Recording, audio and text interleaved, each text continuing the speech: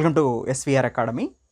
ఈ మాడ్యూల్లో మనం ఏపీపీఎస్సి గ్రూప్ 4 సిలబస్కి సంబంధించి పేపర్ 1, పేపర్ 2 ఉంటాయని మనకు అందరికీ తెలుసు.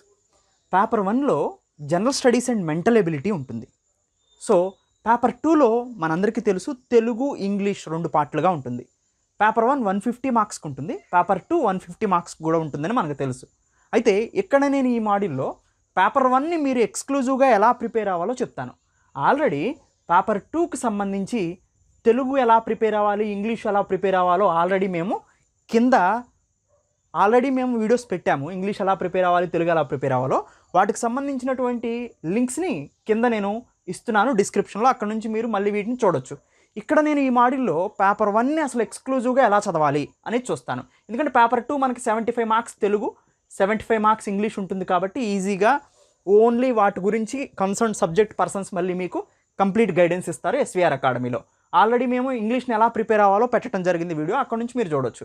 అయితే నేను పేపర్ 1ని ఎక్కువ శాతం నేనే డీల్ చేస్తాను కాబట్టి జనరల్ స్టడీస్ అండ్ మెంటల్ ఎబిలిటీని 150 మార్క్స్ పేపర్ 1 వస్తూ ఉంటే గ్రూప్ 4లో మీకు ఈ 150లో ఎన్ని మార్క్స్ వచ్చే అవకాశం ఉంది ఒక్కొక్క సబ్జెక్ట్ నుంచి అనే దాంతో పాటుగా మీరు ఎలా ప్రిపేర్ అయితే వ్యాస్ట్ సబ్జెక్ట్ అయినటువంటి దాదాపుగా 10-11 కాలమ్స్ ఉండేటువంటి ఈ సబ్జెక్ట్ని, జనరల్ స్టడీస్ని, మెంటల్ ఎబిలిటీని మీరు ఎలా ప్రిపేర్ అవ్వాలో కంప్లీట్గా అర్థమవుతుంది లాస్ట్ వరకు చూసినప్పుడు.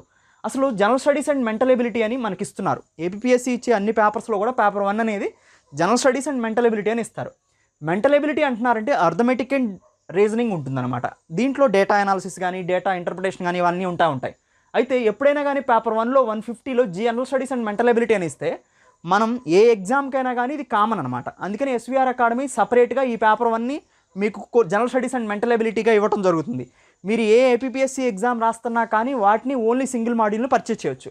అయితే జనరల్ స్టడీస్ అండ్ మెంటల్ ఎబిలిటీలో 150 మార్క్స్లో మెంటల్ ఎబిలిటీ ఒక్కొక్కసారి 20 మార్క్స్ నుంచి 30 మార్క్స్ వరకు వస్తున్నాయి. ఒకవేళ మెంటల్ ఎబిలిటీ 20 మార్క్స్కి వస్తే అర్థమెటిక్ అండ్ రీజనింగ్ కలిపి ఇది 130 మార్క్స్కి వచ్చే అవకాశం ఉంటుంది, మిగతా అన్నీ కలిపి.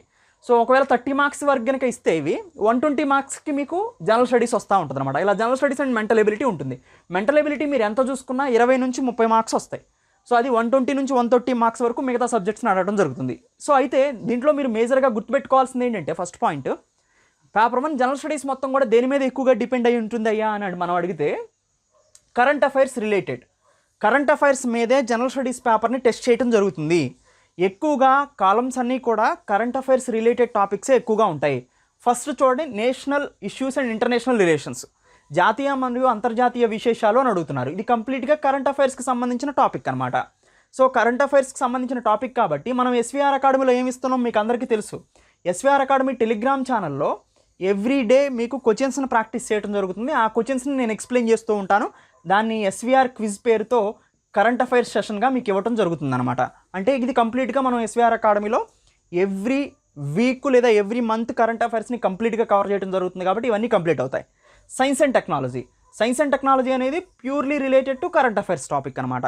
కరెంట్ అఫైర్స్కి సంబంధించినటువంటి సైన్స్ అండ్ టెక్నాలజీలో స్పేస్ సైన్స్ గురించి అడుగుతారు, డిఫెన్స్ సైన్స్ గురించి అడుగుతారు, హెల్త్ సైన్స్ గురించి అడుగుతారు. ఇలా స్పేస్, సో అంటే అంతరిక్ష సంబంధమైనటువంటి science and technology development, so తర్వాత డిఫెన్స్కి సంబంధించి ప్రొక్యూర్మెంట్కి సంబంధించినటువంటి సైన్స్ అండ్ టెక్నాలజీ, తర్వాత మేజర్గా హెల్త్కి సంబంధించినటువంటి సైన్స్ అండ్ టెక్నాలజీ టాపిక్స్, ఇవన్నీ కూడా కరెంట్ అఫైర్స్ రిలేటెడే. పేపర్లో ఎప్పుడు వచ్చే వాటినే క్వశ్చన్స్గా అడుగుతారు ఇక్కడ. అంటే సైన్స్ అండ్ టెక్నాలజీ కూడా కరెంట్ అఫైర్సే. అందుకని కరెంట్ అఫైర్స్ని మనం ఎక్స్క్లూజివ్గా టెలిగ్రామ్ ఛానల్లో ఇస్తూ ఎస్విఆర్ క్విజ్ని, ఎస్విఆర్ కరెంట్ అఫైర్స్ని ముందుకు తీసుకుంటూ వెళ్తున్నాం అనమాట. తర్వాత టాపిక్ వచ్చేసి మోస్ట్ ఇంపార్టెంట్ ఏంటంటే హిస్టరీ మీరు ఎప్పుడు కూడా లాస్ట్ని చదవండి. జనరల్ స్టడీస్లో ఎప్పుడు కూడా హిస్టరీని ఫస్ట్ పట్టుకోకూడదు. జాగ్రఫీ అనేది కొంచెం వెనక పెట్టి చదవాలన్నమాట. పాలిటీ, ఎకనామిక్స్కి ఎక్కువగా వెయిటేజ్ ఇవ్వాలి. క్వశ్చన్స్ వచ్చే కూడా పాలిటీ, ఎకనామిక్స్ మీద ఎక్కువ క్వశ్చన్ అడుగుతారు. ఇండియన్ పాలిటీ, ఇండియన్ ఎకనామిక్స్ మీద. హిస్టరీ మీద, జాగ్రఫీ మీద తక్కువ క్వశ్చన్స్ అడుగుతూ ఉంటారు. హిస్టరీలో కూడా మీరు ముందుగా మనకి సిలబస్లో ఇచ్చింది మోస్ట్ ఇంపార్టెంట్ ఏంటంటే హిస్టరీ ఆఫ్ మోడర్న్ ఇండియా అని ఇచ్చారు. అంటే ఆధునిక భారతదేశ చరిత్ర రాజకీయ, సామాజిక, ఆర్థిక అంశాల పరంగా చదవాలి. సో అయితే ఆధునిక భారతదేశమే అంటున్నారు కానీ ఇక్కడ యాన్సెంట్ అండ్ మిడివల్ ఉండదన్నమాట. సో అంటే మీకు మధ్యయుగ చరిత్ర కానీ లేదా యాన్సెంట్ హిస్టరీ కానీ మీకు ఉండదు. ఓన్లీ ఆధునిక భారతదేశం ఉంటుంది, మోడర్న్ ఇండియన్ హిస్టరీ మాత్రమే ఉంటుంది. సో దీన్ని మీరు ఎప్పుడు గమనించాలి. హిస్టరీ లాస్ట్లో చదవాలి, చదివే హిస్టరీ కూడా మోడర్న్ ఇండియన్ హిస్టరీ చదవాలి. మొత్తం యాన్సెంట్ అండ్ మిడివల్ మధ్యయుగం కానీ పురాతన చరిత్ర కానీ చదవకూడదు.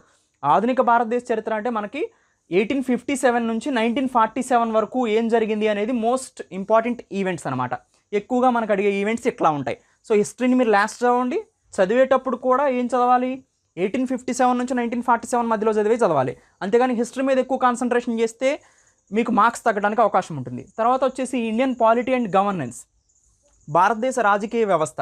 ఈ హిస్టరీని కూడా ఏపీతో కోరిలేటెడ్ చేసి చదవాలి. సపోజ్ చూడండి, నాన్ కోఆపరేషన్ మూమెంట్ ఉందనుకోండి, నాన్ కోఆపరేషన్ మూమెంట్లో ఏపీకి సంబంధించినటువంటి వ్యక్తులు ఎవరు పార్టిసిపేట్ చేశారు, ఇలా అన్నిటిలో కూడా సో సహాయ నిరాకరణోద్యమంలో ఆంధ్రప్రదేశ్కి సంబంధించినటువంటి ఎటువంటి లింక్స్ ఉన్నాయి అనేది అలా చదువుకుంటూ పోవాలి. విత్ లింకేజ్ విత్ ఏపీ అంటే మోడర్న్ ఇండియన్ హిస్టరీ అంటాడో, భారతదేశ ఆధునిక చరిత్ర అంటాడో, విత్ రిలేటెడ్ టు ఏపీ అంటాడో, అన్ని సబ్జెక్టులు అలానే ఉంటాయి. విత్ రిలేటెడ్ టు ఏపీ అంటే ఇండియా ఈవెంట్ జరుగుతుంది, సపోజ్ ఏదైనా ఒక ఈవెంట్ జరిగింది అనుకోండి, ఉప్పు సత్యాగ్రహం జరిగింది, దాంట్లో ఏపీకి సంబంధించిన పాత్ర ఏంటి, ఇలా చదువుకుంటూ పోవాలి. అంతేగాని ఏపీకి మోడర్న్ ఇండియన్ హిస్టరీ అని కాదు అక్కడ. సో ఇలా లింకేజ్ చేస్తూ వెళ్ళాలన్నమాట ఆంధ్రప్రదేశ్కి సంబంధించి. ఇండియన్ పాలిటీ అండ్ గవర్నెన్స్, భారతదేశ రాజకీయ వ్యవస్థ. సో ఇది మనకి చాలా ఇంపార్టెంట్, దీన్ని మనం కాన్సన్ట్రేషన్ చేసి చదవాల్సిందే.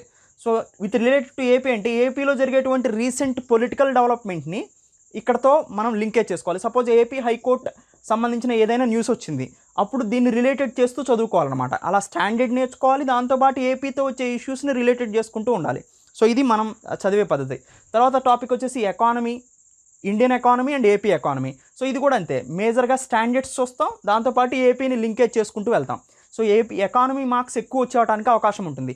దీంట్లో కూడా ప్రతి ఒక్కటి దాదాపుగా హిస్టరీ అండ్ జాగ్రఫీ మినహా మిగతా అన్ని కూడా 10 నుంచి 15 క్వశ్చన్లు రావడానికి అవకాశం ఉంటుందన్నమాట. So each one carries 1 mark. So అలా ఉంటుంది.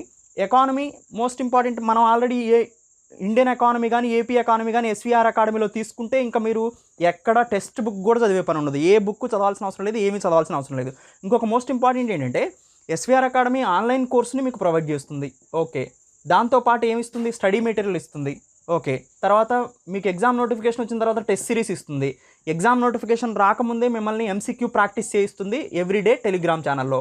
సో ఎస్వీఆర్ అకాడమీ 6 అనే టెలిగ్రామ్ ఛానల్లోకి మీకు వెళ్తే సబ్స్క్రైబ్ అయితే ఎవ్రీడే మీరు క్వశ్చన్స్ని కూడా ప్రాక్టీస్ చేయొచ్చు. సో ఇక్కడ మీరు ఇది వరకు చేస్తే సరిపోతుంది. మీకు అసలు ఏమీ రాదు అనుకోండి, ఆన్లైన్ కోర్స్ తీసుకోండి. ఆన్లైన్ కోర్సులో మీరు 2 మంత్స్లో చేసుకోగలుగుతారు. తర్వాత స్టడీ మెటీరియల్ ఆన్లైన్ కోర్స్ వీడియోలు చూసి రన్నింగ్ నోట్స్ రాసుకున్న తర్వాత స్టడీ మెటీరియల్ని మీకు పీడిఎఫ్ ఫామ్లో ఇవ్వడం జరుగుతుంది. వాటిని డౌన్లోడ్ చేసుకోండి. తర్వాత టెస్ట్ సిరీస్ రాయండి. తర్వాత ఎవ్రీడే ఎంసీక్యూస్ని ప్రాక్టీస్ చేయండి. మొత్తం కూడా చాలా డీటెయిల్గా కవర్ అయిపోతాయి. సో మీకు జీరోతోనే స్టార్ట్ చేయండి. మీకు అసలు ఏమీ రాదు అనుకునే ఎస్వీఆర్ అకాడమీ ఆన్లైన్ కోర్స్ని పర్చేజ్ చేయండి. జీరో, మీకు అసలు ఏమీ రాదు అనుకొని. అప్పుడు మీకు ఆటోమేటిక్గా 0 to 100 మేమే తీసుకెళ్తాం. ఆన్లైన్ కోర్స్ని ఒకసారి చూసి మీరు జస్ట్ రన్నింగ్ నోట్స్ రాసుకుంటే ఆటోమేటిక్గా మీకే అర్థమైపోతుంది.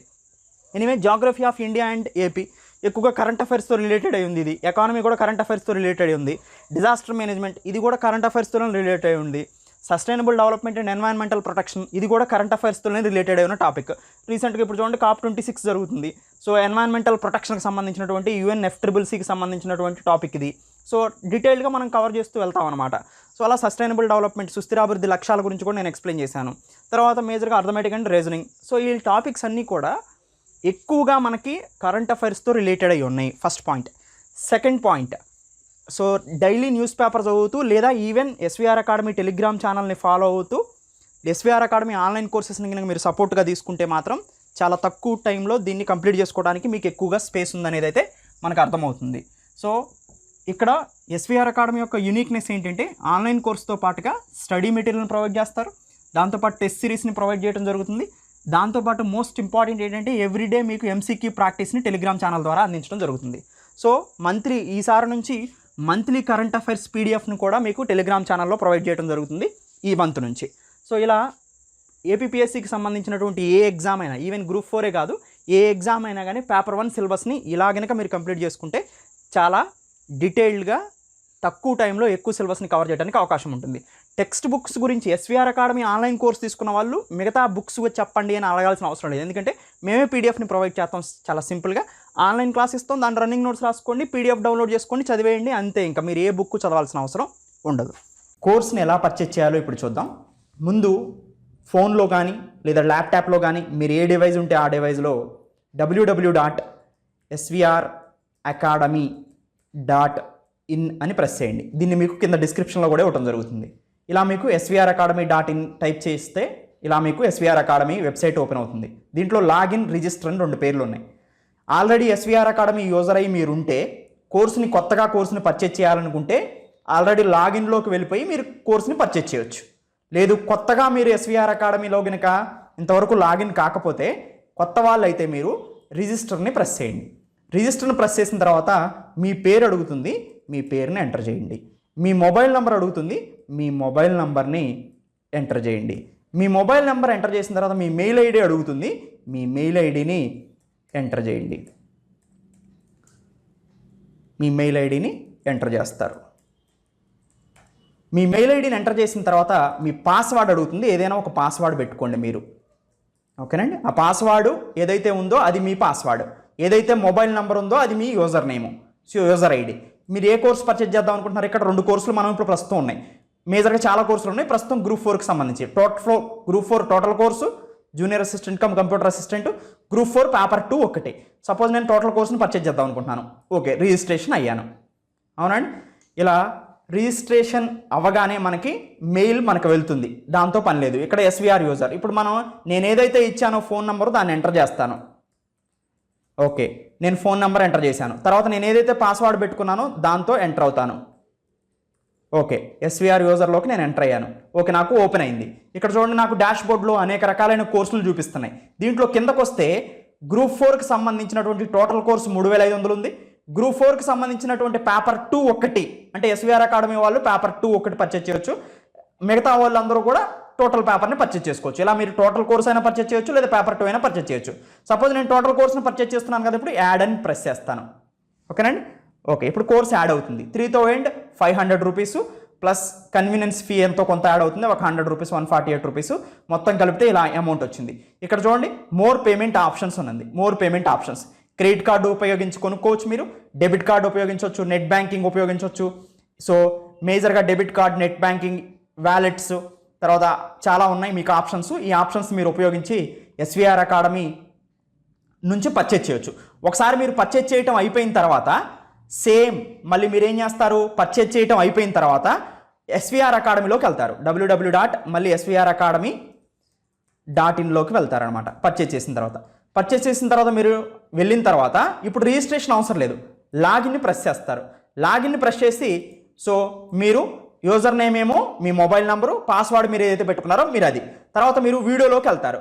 వీడియోలోకి వెళ్తున్న తర్వాత వీడియోలోకి వెళ్తున్న తర్వాత మీరు ఏదైతే పర్చేజ్ చేశారో అది కోర్స్ ఉంటుందన్నమాట. ఆ కోర్స్ మీద క్లిక్ చేస్తారు. చూడండి, కోర్స్ వచ్చేసింది. ఒక్కొక్కటి చూసుకుంటూ వెళ్ళిపోవటమే. సో ఇది పర్చేజ్ చేసే ప్రాసెస్. ఓకేనండి. Thank you. Have a nice day.